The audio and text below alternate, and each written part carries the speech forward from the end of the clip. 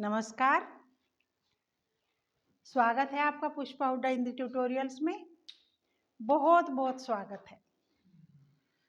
आज की हमारी जो क्लास है वो है संज्ञा विकार लिंग। बेटा ये हमारी पिछली क्लास में कंप्लीट हो गया था। आज थोड़ा सा क्या करेंगे, कुछ परीक्षा उपयोगी प्रश्न मैं दे रही हूँ, उन्हें हम देखेंगे अभी और एग्जाम के लिए तैयारी हो जाएगी। बेटा ये किसी एक क्लास के लिए नहीं, ये सीबीएसई बोर्ड के आधार पर 3rd क्लास से लेकर के 12th क्लास तक है और किसी भी एग्जाम में कोई भी परीक्षा हो सबके लिए वेरी महत्वपूर्ण है, बहुत ज़्यादा महत्वपूर्ण है। अब देखो, अभी परीक्षा उपयोगी प्रश्न है क्वेश्चन नंबर 1। ये नहीं कि आज ही आपका एग्जाम हो रहा है, एग्जाम की तैयारी तो बेटा रेगुलर चलती है ना। तो देखो क्वेश्चन नंबर 1, निम्न में से कौन सा शब्द स्त्रीलिंग नहीं है। बेटा ये जो क्वेश्चन है ना, हमें इसमें से ढूंढना है कि कौन सा शब्द स्त्रीलिंग नहीं है। अब देखो जैसे झुरमुट, अंत्येष्टि, इच्छा और निराशा। अब अंत्येष्टि का क्या मतलब होता है, उसकी अंत्येष्टि की गई, अंत्येष्टि संस्कार जो होते हैं।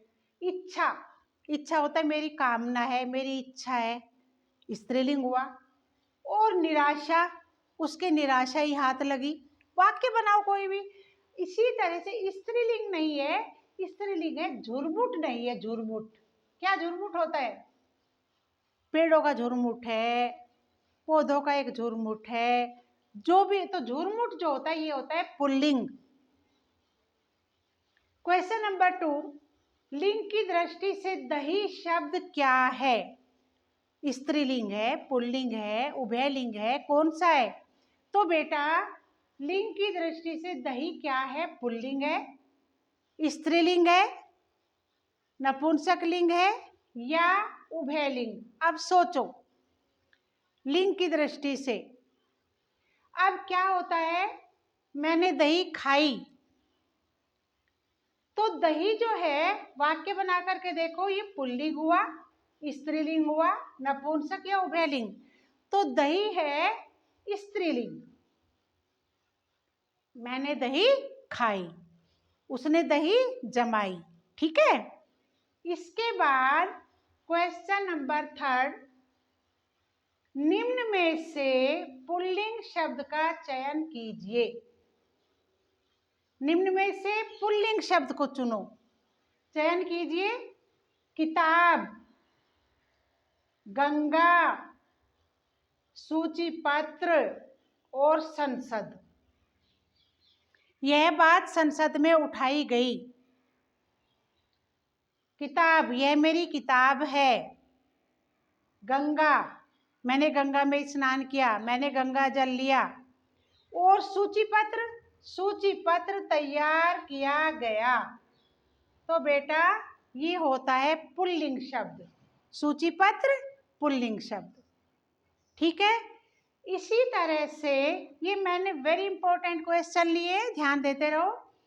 निम्न ईकारांत शब्दों में एक पुल्लिंग है, उसे चयनित कीजिए। अब देखो ईकारांत क्या होता है, जिसके अंत में बड़ी ई आती है वो होता है ईकारांत।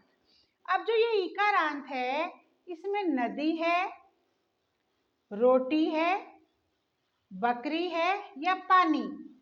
अब देखो नदी भी स्त्रीलिंग हुआ, रोटी स्त्रीलिंग है, बकरी स्त्रीलिंग है, तो क्या आया, पानी जो है इसमें पुल्लिंग ही होगा, इसमें पानी पुल्लिंग होगा। मैंने पानी पिया, वहां पर बहुत सा पानी भरा हुआ है, ठीक है। इसी तरह से चलो बेटा क्वेश्चन नंबर 5, निम्न में से पुल्लिंग शब्द का चयन कीजिए। निम्न में से पुल्लिंग शब्द का चयन कीजिए। पहिया, लिखावट, पखावज और मझधार।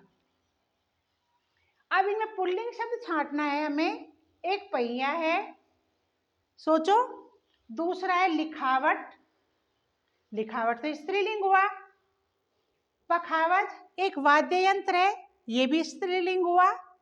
और मझधार, उसकी नैया मझधार में पड़ी, वो भी स्त्रीलिंग हुआ। और बेटा जो पहिया है ना, ये गाड़ी का पहिया या जो भी पहिया वो होता है पुल्लिंग। तो इनमें से हमने पुल्लिंग का चयन किया है। लिखावट स्त्रीलिंग है, पखावज स्त्रीलिंग है और मझधार। पखावज एक वाद्य यंत्र।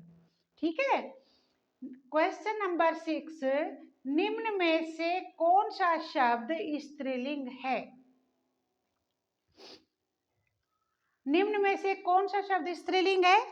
कबूतर, सनक, सास वो सारस या सलाम। सॉरी, दोबारा सुनो। कबूतर, सनक, सारस या सलाम। अब देखो, इसमें कबूतर जो है ये पुल्लिंग हुआ, सारस है पुल्लिंग हुआ, नमस्कार करना पुल्लिंग हुआ, सलाम करना। और बेटा सनक, उसको इस बात की सनक लगी है, ये होता है स्त्रीलिंग। ठीक है। तो बेटा मेरे विचार से आज आपको ये क्लास पसंद आई होगी। कल फिर क्लास लेती हूँ अगले टॉपिक की। और बेटा तब तक इसको देखिए, मेरे चैनल को सब्सक्राइब कीजिए, वीडियो शेयर कीजिए। आपका बहुत बहुत धन्यवाद। ठीक है।